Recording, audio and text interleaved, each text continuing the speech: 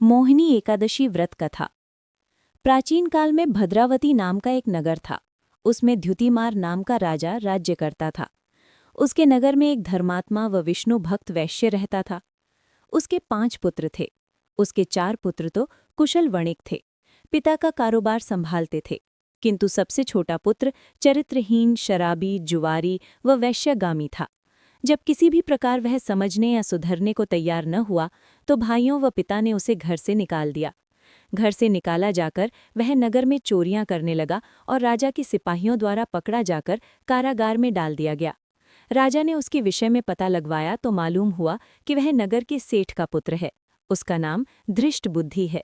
वह धृष्ट बुद्धि ही नहीं, भ्रष्ट बुद्धि भी है। वह लंपट, दुराचारी और दुष्चरित्र है। वह अपने घर से निष्कासित भी है। तब राजा ने उसे देश निकाला दे दिया। देश से निकाला जाकर वह जंगल जंगल भटकने लगा। पेट की आग बुझाने के लिए कभी जंगली फल, कभी किसी जीव जंतु को मारकर खाने लगा। भटकते भटकते वह एक दिन ऋषि कौंडिन्य के आश्रम में पहुंच गया। उसने ऋषि को अपनी दीनहीन दशा का सब हाल सच सच कह सुनाया। सुनकर ऋषि ने कहा, तुम वैशाख शुक्ल एकादशी का व्रत करो।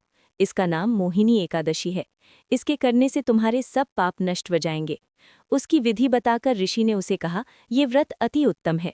इस व्रत को विधि विधान, रात्रि जागरण और द्वादशी को दान पुण्य से करना चाहिए। वह विष्णु भगवान की पूजा करना चाहिए।